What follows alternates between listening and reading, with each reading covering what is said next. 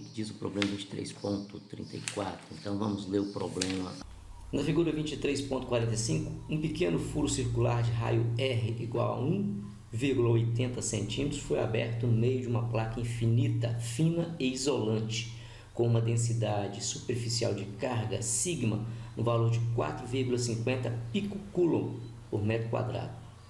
O eixo Z, cuja origem está no centro do furo, é perpendicular à placa. Determine, na notação dos vetores unitários, o campo elétrico no ponto P, situado em Z igual a 2,56 centímetros. Sugestão: utilize a equação 22.26 e o princípio da superposição. Então, o que diz o problema? Ele fala de um plano infinito carregado positivamente, e nesse plano infinito foi feito um buraco, um disco, foi retirado uma área aqui de um disco, e aí o autor pergunta qual é o campo elétrico ao longo de um eixo que sai daqui, desse ponto, e afasta perpendicular a esse plano. Então essa é a pergunta do autor. Nós queremos calcular o campo elétrico gerado por esse plano com esse buraco. Bom, o que nós já sabemos é como calcular o campo elétrico gerado por um plano, se esse plano não tiver um buraco. Então o campo elétrico gerado por um plano infinito, ele é dado por sigma sobre 2ε0. Nós sabemos também calcular o campo elétrico gerado por um disco de carga. Então, por um disco de carga, nós sabemos que é sigma sobre 2ε0, 1 menos z sobre z quadrado mais r quadrado. Então, isso aqui, essa equação, é caso interessássemos calcular o campo elétrico gerado por um disco a uma distância z do centro desse disco e perpendicular ao plano do disco. Essa equação serve para calcularmos o campo elétrico nessa posição gerado por um disco de carga. Então aqui nós estamos combinando duas situações, um plano infinito e um disco. Então nós vamos ter que usar o chamado método da superposição. Bom, como é que é essa história do método da superposição? Imagine aqui esse plano infinito. Como é que você poderia usar um disco de carga e um plano de carga para gerar essa situação que está aqui? O que você poderia fazer é, pense num plano infinito. Estou refazendo aqui. Está aqui o plano infinito, carga positiva, conforme está lá em cima, mas totalmente preenchido. Então, vamos admitir que aqui seja carga positiva.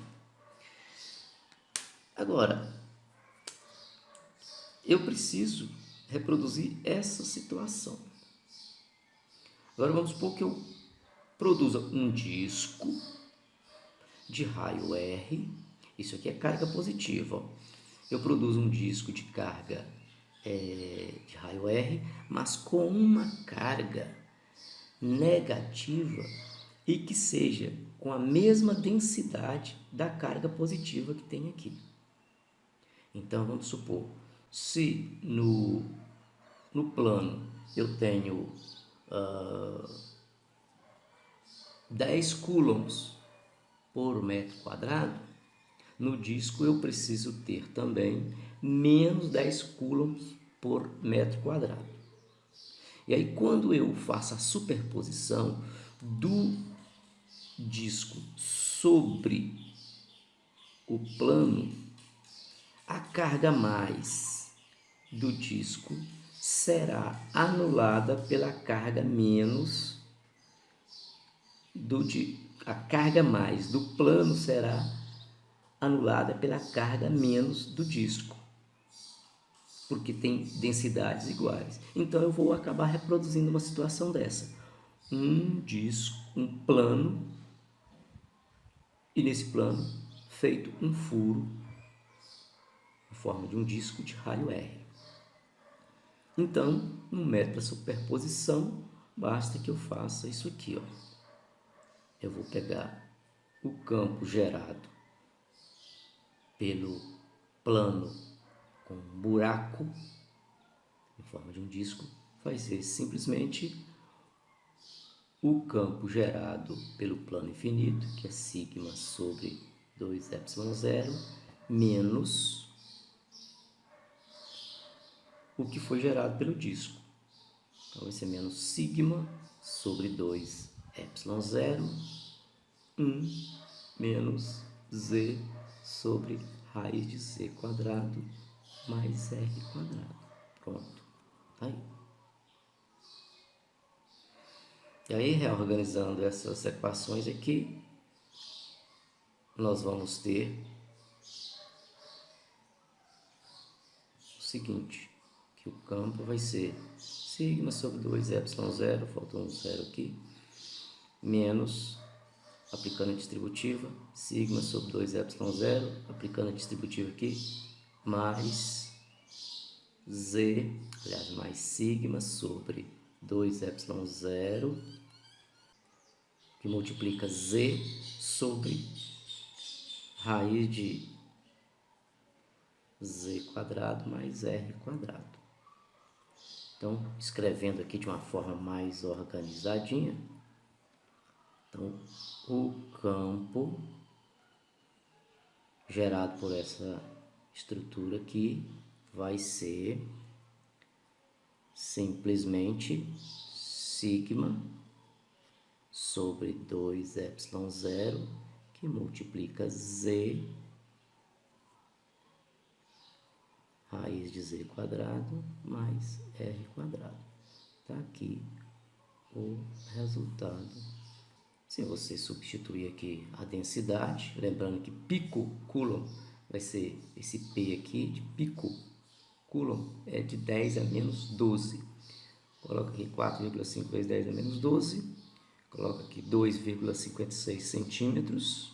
Você vai escrever em metros, ou seja, vai ser isso aqui vezes 10 a menos 2. Coloca os valores. E aí você vai encontrar o valor do campo gerado nessa estrutura. Eu esqueci de colocar, mas o raio aqui, ele vale 1,8 centímetros. Então, substituindo o raio aqui, você vai ter, portanto, o valor do campo elétrico, utilizando, conforme eu falei, o método da superposição. Na notação de vetores, o campo terá o sentido de z positivo, conforme a equação mostrada.